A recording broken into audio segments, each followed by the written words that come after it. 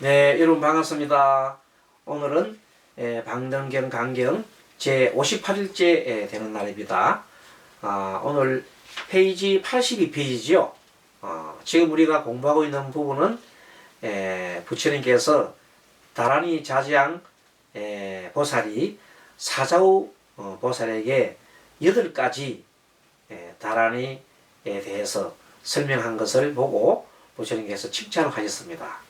그리고 아울러서 지금 그대가 하고 있는 훌륭한 다라니에 대한 설법은 현재뿐만 아니고 과거에도 있었다.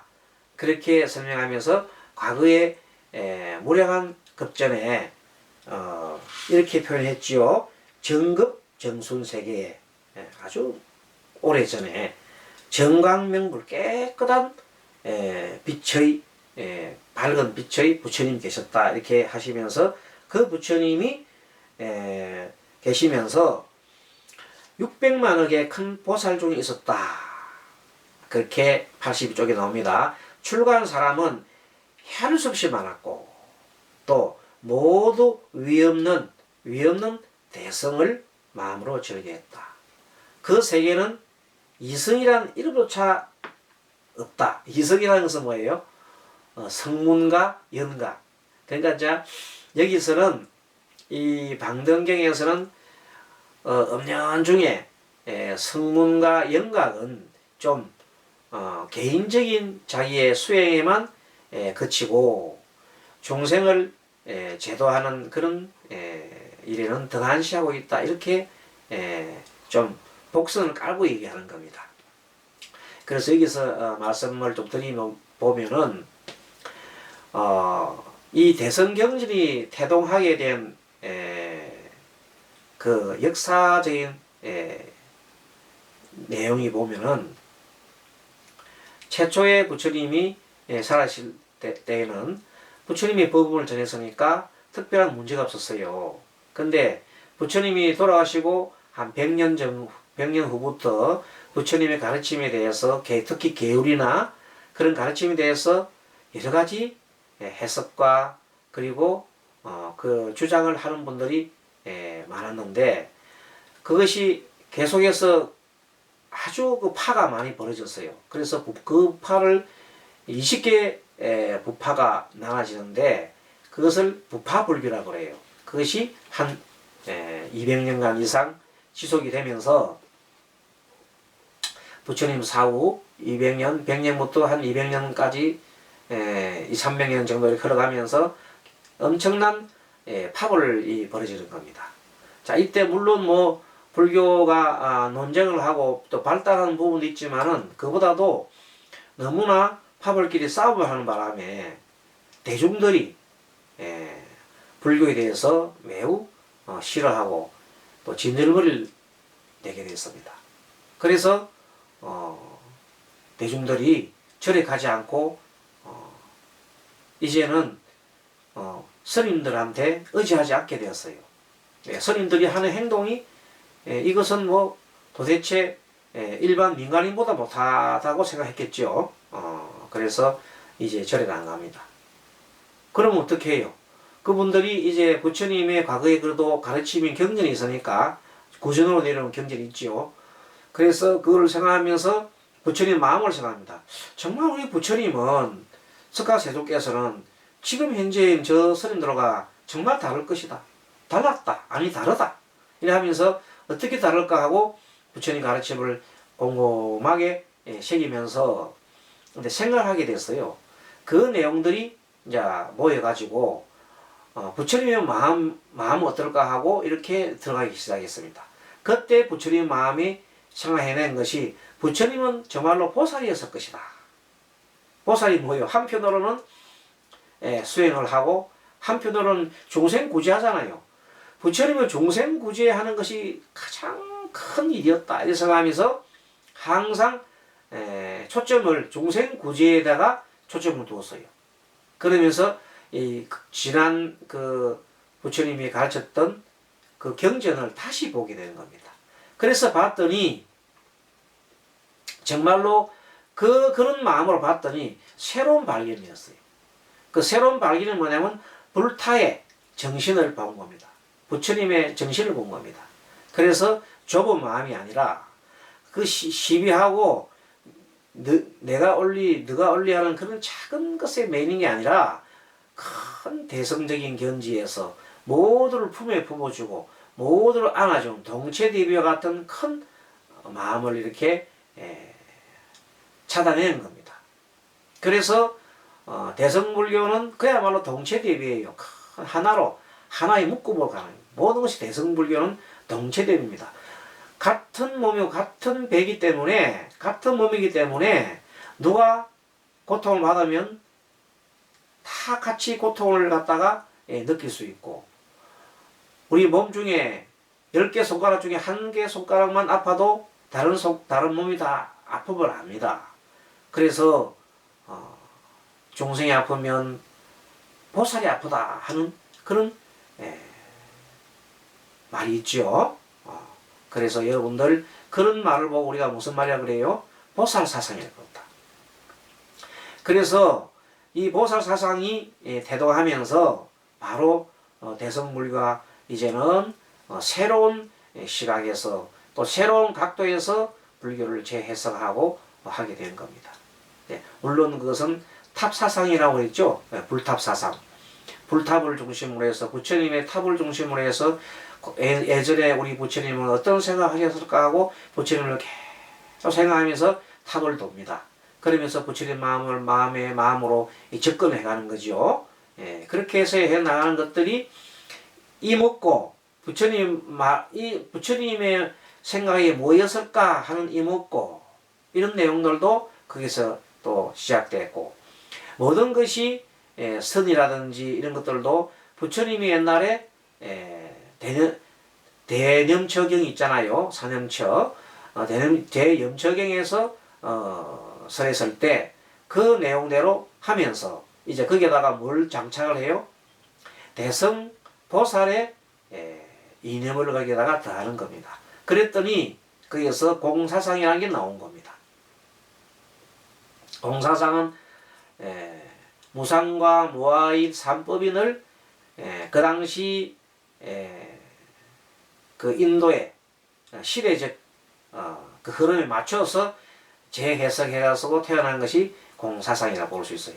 자, 그래서 지금 방등경은 어디로 갑니까? 아함경에서 그 전문 이제 깊은 반야경 쪽, 공사상의 반야경 쪽 가는 과정에 있잖아요. 그래서 늘 뭐가 나오냐면 중간 좀 공부하다 보면 무상무하고라든지 공이라든지 이런 예의들이 많이 나오게 되어 있습니다.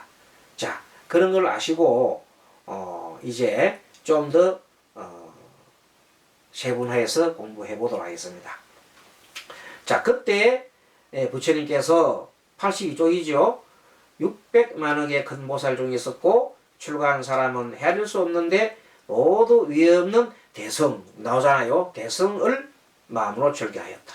대성은 뭔가 하면 한편으로는 보리를 구하고 한편은 중생을 구제해야 돼요. 중생을 구제하지 않은 수행은 그것은 필요 없다 이렇게 본 겁니다. 그 세계는 이성이라는 이름조차도 그래서 이성을 부파불교에 있는 그 소성의 무리로 좀 낮춰본 겁니다. 그렇습니다. 이성이라는 이름조차도 없고 일체에 다 물러나지 않는 보살이었다.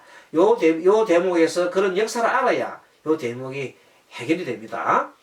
자, 그 부처님의 수명은 반급을 구족하여 하늘과 그 다음에 사람의 차별이 없어서 땅에 있어서는 사람이 되고 공중에 있어서는 하늘이 되어 참 대단한 내용입니다. 불법 왕을 제하고는 불법을 펴는 왕을 제하고는 다른 왕자가 없었다. 왕자 필요 없다. 그곳의 백성들은 모두 하늘 사신을 높이고 그릇된 신이지요. 사신을 높이고 섬기거나 또 귀의하는 것이 없고 여러분 하늘의 사신은 어떤 겁니까? 사악한 신. 우리 불교에서 살아가는 것은 이런 겁니다. 너와 나 모두가 공동적으로 좋은 의미면 선신이에요, 선신. 그런데 나에 집착하거나 내 새끼에 집착하는 나의 가족이나 내 새끼, 내 종족에 집착하고 하는 신들을 뭐라고 해요? 그는 그릇된 신이라고 하는 겁니다. 여러분, 그런 의미에서 다른코, 불교적인 견지에서 다른코 말할 때 자기 민족만 보호하는 신은, 그는 우리 불교에서 말할 때는 사신이다, 그릇된 신이다, 이렇게 보면 됩니다. 아시겠죠? 대표적인 그 신이 어디예요? 유대교. 유대교가 바로 그런 신입니다. 자기 민족만 구하는 신이다. 그래서 선민사상이라는 게 그들이 있습니다. 그래서 항상 어디에 가든 간에 그 사람들은 항상 자기들 마음속에는 이 하나님은 자신들을 항상 이렇게 이끌어 주신다는 걸 생각을 갖고 있으면서 끊임없는 다른 민족과 차별화를 생각하면서, 그리고 끊임없는 갈등을 일으키고 있습니다. 그런 내용이 나중에는 그것을 극복하기 위해서 나타난 분이 예수님인데, 예수님은 그것을 극복하기 위해서 나타났어요. 그럼 어떻게 돼야 돼요? 예수님의 사상이 그대로 나가야 되는데, 희한하게 지금 기독교 교파가 흘러가는 행동을 보면은 옛날 구교하고 똑같아요. 오히려 구교에 더 귀속된 것 같은 생각이 들어요. 왜? 타 종교를 도저히 인정하지 않거든요. 근데 정말로 좀 더 큰 그릇을 본다면은 그게 뭐 그렇게 중요한 게 아니에요. 뭐가 됐든 착한 일을 하고 너와 내가 옹기종기에 잘 사는 그것이 바로 부처님 가르침이에요. 뭐 부처라고 꼭 얘기할 것도 없어. 뭐라고 할 것도 없이 뭐라 하든 간에 너와 내가 동시에 잘 사는 길, 인류가 행복하게 사는 길, 평등하게 사는 길, 그 길이 뭐라고? 바로 부처의 길이라는 겁니다. 그것이 만약에 뭐가 됐든, 그것을 뭐 그런 사람이 예수가 됐든 그 뭐가 됐든 그렇게 간다면은 그것은 부처와 우리 대성모사가 다름이 없습니다. 그런 면에서 예수를 서쪽으로 간 보살이다, 이렇게 보면 됩니다. 왜 서쪽으로 간 보살을 할까요? 예전에 지금 성경 이전에 성경을 볼 때 성경의 그 속에 설하지 않은 내용들을 이렇게 꿰뚫어 보는 게 있거든요. 그 내용 중에 하나가 이제 잃어버린 예수를 찾아하는 그 책이 있어요. 예전에 그 책을 보면 잃어버린 그 예수의 시간이 뭔가 하면 그 기간이 어느 날 갑자기 어릴 때 조금 나오고 그 다음에 중간에 싹 빠져버리고 바로 예수가 성인이 돼가지고 광야에 나타나는 그때부터 시작하는 겁니다. 그게 한 20몇 년간이 싹 사라져 버렸어요. 그 시간에. 근데 대개 우리 서가모니 부처님이나 어느 공자이나 뭐 누구나 성인들 하면 다 어릴 때부터 다 기록이 다 나와 있어요. 근데 이상하게 딱 세계에서 가장 그 우수하다는, 제일 많이 믿고 한다는 그 종교가 예수님의 기록이 정말로 거짓말같이 그 사이가 없어요. 여러분들 그게 좀 신기 안 합니까? 종교를 떠나서 그 기간이 거의 한 20몇 년간이 사라지고 없어요. 그래서 왜 이게 사라졌나 하고 이제 추론을 하다 보니까 나중에 그런 역사적인 기록들이 나오기 시작했어요. 그게 뭔가 하면 한 200년 전에 라싸라는 곳이 라싸, 티벳이죠. 라싸 지방에 동굴이 있는데 동굴 속에 두루마리가 있어요. 두루마리 경이 있는데 경 속에 이상한 글자가 있어가지고 그것을 러시아 탐험가가 그걸 가지고 가가지고 이제 프랑스 박물관에 갖다 줬어요. 근데 프랑스 박물관에서는 그걸 이제 보관하고 있다가 나중에 이제 이 인도말, 또 이런 말을 잘 아는 사람들이 그걸 보고 쭉 이제 보면서 해석을 해보니까 이상한 내용이 나와요. 그 내용이 뭐냐면 경전이름이 야사경이라는 게 야사. 야사, 야사, 예수 좀 비슷하죠? 야사, 야사, 야사, 예수 그러니까 예수와 관계되는 좀 유사한 경이 나왔단 말이에요. 그래서 그것을 해석해 본 결과 그 시대에 예수가 태어난 시대 또 예수가 어릴 때 시대 딱 일치가 되더라는 겁니다. 그래서 그것을 보고 그런데 거기에 내용이 자세하게 그분이 말하자면 이스라엘 쪽에서 왔지요. 서쪽에서 와가지고 공부한 과정이 소상하게 한 20년간 공부하는 기록이 다 나와 있어요. 여기에 그 기록에 대해서 그것을 보고 예수는 어디로 왔다? 동방으로 와서 공부하러 왔다. 이렇게 이제 얘기한 겁니다. 그래서 잃어버린 예수의 말하자면 기각을 찾은 겁니다. 근데 이것을 전부 다 어디다가 성경에다가 기록하면은 성경 학자들은 난리 나겠죠. 그래서 결코 그걸 반대하고 그런 책 자체를 발간하면은 다 사버립니다. 한꺼번에 다 사버립니다. 예전에 지금 아마 그 책이 지금 책방이 없을 거예요. 아마 몇 개 있는가 모르겠어요. 예전에 처음 나왔을 때 스님이 사가지고 좀 놔두고 있었는데 그 책을 뭐 그냥 얼마 안 가니까 그 책이 전부 다 누군가가 다 사버렸어요. 아예 다 폐기해버립니다. 예. 그 외에도 그와 관련된 책들이 좀 있긴 있습니다만은 아무튼 오늘 왜 이런 얘기 하자면은 그 신에 대한 얘기가 이렇게 생각이 좁게 나만 최고다 내 민족만 최고다 하는 게 아니다는 겁니다. 본래 예수님은 그 이스라엘 민족들이 가지고 있는 그 생각을 타파하기 위해서 이 메시아로 오신 겁니다. 그런 의미에서 예수님은 메시아로서 정말로 훌륭하신 분입니다. 그래서 우리 불교에서도 예수님을 서쪽으로 간 대보살이다, 대성보살이다 이렇게 볼 수도 있는 겁니다. 이런 의미에서. 자, 그 동쪽으로 간 보살이 누구예요? 달마죠, 달마. 그래서 중국으로 간 달마. 달마가 우리 이 중국과 이게 끼치는 영향이 엄청 크잖아요. 사실은요. 그래서 동쪽으로 간 달마, 서쪽으로 간 예수. 이렇게 해서 두 보살이 지금 이 세상에 대해서 아마 그 지배를 하고 있지 않나, 정신적으로 지배하고 있지 않나 하는 그 생각도 듭니다. 우리 한국 불교는 달마의 그 내용들이 많이 나와 있습니다. 지금도 면면히 흐르고 있습니다만 특히 우리나라 불교는 한국 불교가 선불교로 많이 나와 있잖아요. 그래서 그런 걸 볼 때에는 두 보살님들이 동서로 가면서 했는데 이제 그 두 보살들이 만나서 이제는 하나로 이렇게 통합을 해야 될 것 같아요. 그런 시점이 오지 않을까 생각이 듭니다. 뭐가 됐든 너와 내가 일체 동체 대비돼서 하나로 잘 사는 길을 가면은 그게 무슨 그게 됐든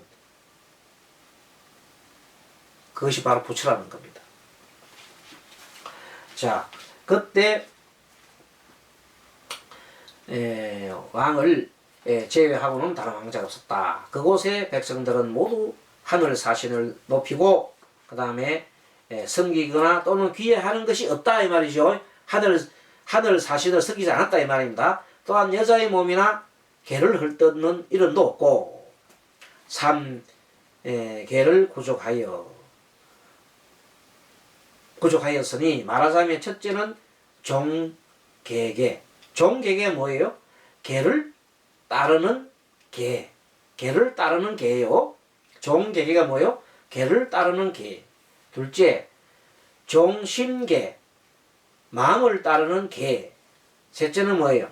종해계. 지혜를 따르는 개. 그랬어요. 그래서 그것을 설명을 좀 하고 있네요.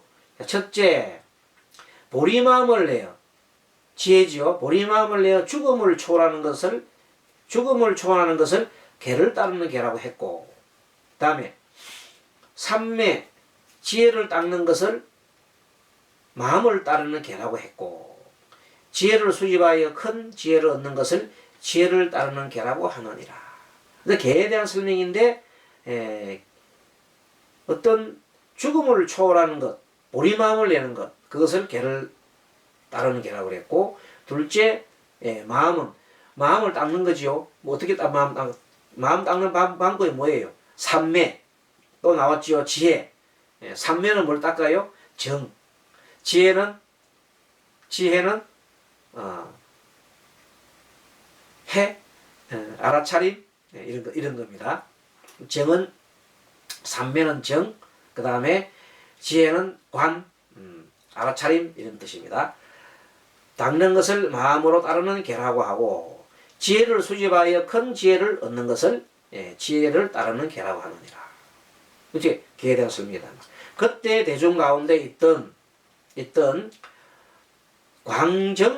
광정보살이 자리에서 일어나 부처님께 살해였다. 자, 이때는 이제 그 부처님은 서가세존입니다. 앞에까지 얘기한 것은 누구 얘기냐면 그 보살 그 정광 명불에 대한 내용을 설명하고 있었고요. 그 다음에 이제 그 정광 명불이죠. 명불이 이렇게 개에 대한 내용을 쭉 설명하고 있었는데, 그때 대중 가운데서 광정보살이 자리에 일어나서 부처님께 살해했습니다. 세존이시여 말씀하신 다란이란 어떤 것이, 말씀하신 다란이라는 것이 있는데 어떤 것이 보살이 어떤 다란이 가운데 머물러야 능히 일체 부처님의 명호를 가지고 모든 중생을 위하여 분별을 해설할 수 있나이까? 또 다란에 대해서 또 물었어요. 그래서 부처님께서 앞에 다란이 자장 보살이 사사후 보살한테 얘기하는 그 다란이 내용과는 별개로 이렇게 말씀하셨습니다. 모든 중생을 위하여 분별 해설할 수 있겠냐 물었더니 부처님께서 그 다란이 보살의 행거와 다른 별도의 다란이에 대해서 설명하신 겁니다. 그게 이겁니다. 선남자야 보자는 보의 보자에 거자는 횃불 그죠. 횃불을 보의 횃불이에요. 보거라는 다란이가 있는데 보살이 이 다란이 가운데 머물면 능히 일체 부처님의 명호를 가지고 모든 중생들에게 분별 해설하고 모든 중생을 따라 각가지를 말할 수 있느니라 하고 보거 다란에 대해서 설명하시는데, 이때는 개송으로 부처님께서 또 경전에 보면 설법을 개송으로 하는 경우도 많습니다. 그래서 이제 지금부터 하는 것은 개송으로 조금 이렇게 한 2페이지 정도 진도가 나갑니다. 한번 보겠습니다. 개송으로 말씀하셨다.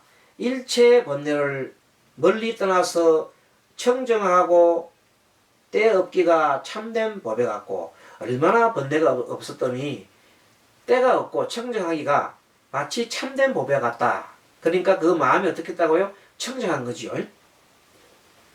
그 마음 능히 큰 광명을 전다니, 청정하니까 밝잖아요. 밝으니까 광명이다 말이야. 그래서 광명을 진다니 이것을 보고 다란이라 하네. 그러니까 청정 때가 없으니까, 탐지지 때가 없으니까 맑고, 맑으니까 마음이 밝아서 어떻게 됐다고? 광명이 났다 이 말입니다. 그리고 뭔가 이까 뜻의 업이 맑고 고요하여. 이때 이제 맑고 고요하다는 말이 또 나오는데, 이거는 고요하다는 말은 대상에 대해서, 어떤 경계에 대해서, 외부 경계에 대해서 항상 마음이 흔들림이 없이 뭔가 이까 뜻이 항상 업이 맑고 고요하여 마치 밝고 깨끗한 가을달 같고 고요하기가, 가을달은 밝기가 고요합니다. 가을달은 고요하다 말이지, 고요한 가을달이라 그러잖아요. 자, 큰 자비를 닦아 마음이 평등하니, 큰 자비 마음이 바로 뭔가 하면요, 일체 중생을 하나로 보는 겁니다. 둘러보는 게 아니라, 부처를 믿든 안 믿든,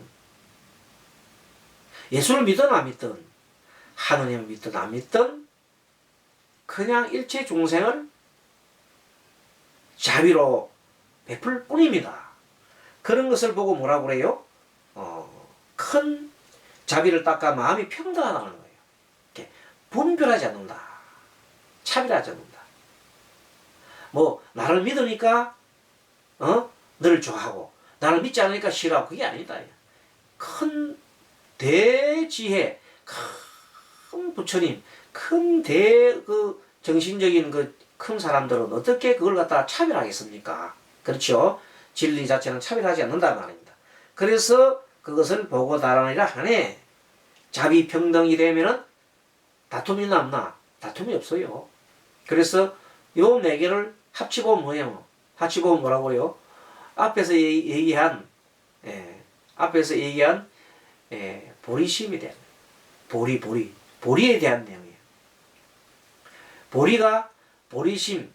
보리심이 바로 요 내용이에요. 보리심이 바로 일체 번뇌를 멀리 떠나서 청정하고 떼었기가 참된 법에 갖고 청정하고 그랬잖아요. 그 다음에 보리심은 그 마음 능이 광명처럼 빛난다 그랬잖아요. 그리고 보리심은 고요하다 그랬잖아요. 마음이 일체 경계에 대해서 마음이 동요가 없이 고요하다 그랬잖아요.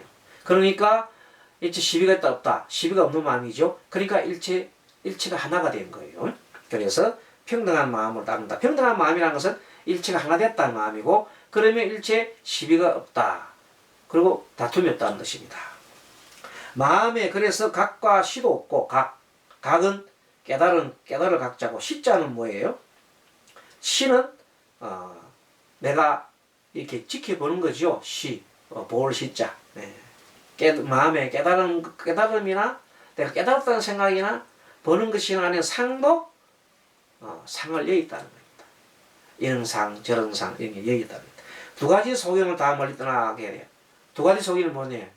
항상 시비하는 마음이나 또는 뭐 여러 가지 분별하는 마음, 이 두 가지 소견, 양변을 떠났다. 이 말은 뭐냐면 중도에 세계 들었다. 이런 말입니다. 생각이 있지도 없지도 않으니, 생각이 있기도 하고 없기도, 이게 무슨 말입니까? 있는 되면 생각이 일어날, 있는 되면 생각이 일어나는 거고, 생각이 있느니 사라지면 생각이 사라지는 거예요. 생각이 있느니 사라지면 뭐예요? 정에 들면, 깊은 정에 들고 산매에 들게 되면 이제 생각이 멈춰 있잖아요. 앞 생각, 뒤 생각 다 없어졌지요. 그러한 것은 또 인연 따라 일어나기도 합니다. 그러면 생각이 있지도 않고, 생각은 항상 있지도 않고 없지도 않은 거예요. 생길 수도 있고 없지도 않는 거고, 또 그렇다고 생각이 없는 것도 아니고 있는 것도 아니다 이 말이에요. 인연 따라 나타났다가 인연 따라 사라지는 것일 뿐, 이것을 보고 달아내라 하네. 그 다음에 염, 의, 해를 구족하여, 요때 염, 해, 의라는 게 나오는데, 요것은 염은 보통 우리가 생각 염자잖아요. 관념, 관찰하는 것, 염한다, 마음속에 기억한다, 염한다, 이런 것이 염이고, 의라 하는 것은 조금은 뜻이 보면 신구의 뜻이라고도 하잖아요. 그런데 이것은 그 주체, 마음의 어떤 주체, 식의 주체, 육식 주체, 칠식 주체, 팔식 주체적으로 정신적인 주체의 뜻이 강합니다. 의락하는 것은. 그래서 의는 어떤 중심적인 주체적인 어떤 그것이 강한 것을 의라고 한다. 자, 그 다음에 해는 지혜지요, 지혜. 지혜, 뭐를 차림해요? 알아차림해서, 물론 요 해도 염하고는 조금은 관계됩니다만, 염은 내가 생각하는 걸 잊지 않고 이렇게 쭉쭉 이어가는 걸 한다면, 이 해는 알아차림해서 그때그때 판단하고 이렇게 관찰하고 하는 것을 해라고 할 수 있습니다. 그래서 해는 비춘다 그러잖아요. 해는 쭉 비춘다. 해. 그렇게 보는 겁니다. 해로서 비춰본다. 자, 청정하고 때 얻기가 흑운 같으니, 흑운같이 맑고 거울이 아주 망 거울이 아주 때가 없으면 자동적으로 세상이 비춰집니다. 비춰져서 다 드러난단 말이에요. 그리고 자기 자신 마음도 훤히 드러나고 상대 마음도 훤히 드러난단 말이에요. 그럼 뭐하기 좋아요? 서로가 대화하기 좋겠네요. 마음이 훤히 드러났으니까. 자, 삼독의 모든 번제를 떠나 듣고 생각하고 닦는 지혜 성취하여, 삼독은 탐진치지요. 탐심과 썩는 어리석음. 이미 삼류에서 해탈을 얻나니, 이때 삼류는 삼계라고 보면 되겠네요. 3계. 3계가 뭐예요? 욕계, 색계, 무색계. 욕계는 우리 중생들이 사는 욕망의 세계, 욕심의 세계. 그 다음에 색계는 그 일단 욕망을 떠나는 세계이지만 형체로 남아있고, 그 다음에 무색계는 욕망도 없고 형체도 없는 세계, 정신적인 세계다. 하지만 아직까지 뭐가 남아있어요? 미세한 번뇌가 남아있기 때문에 뭘 못했어요? 뭘 못했어요? 생사 윤회를 완전히 끊지는 못했다. 그렇게 보면 됩니다. 그래서 생사 윤회를 다 끊으려면 3계에서 해탈해야 된다. 이것을 3계에서 해탈을 얻나니 이것을 보고 다라니라 하네. 탐심과 성냄과 어리석음을 다 파괴하고 또 번뇌의 흐림을 멀리 떠나서 무명의 모든 삿대고 무명의 모든 삿대고 어둠을 없애나니 이것을 보고 달아니라 하네. 자, 보고 달아에 대한 설명이 쭉 이어지고 있습니다. 오늘 여기까지 강의하겠습니다. 여러분 잘 들었습니까? 오늘도 날씨가 많이 덥습니다. 더운 날씨에 건강 잘 챙기시고 또 다음 또 뵙도록 하겠습니다. 여러분 오늘 수고 많았습니다. 마하반야바라밀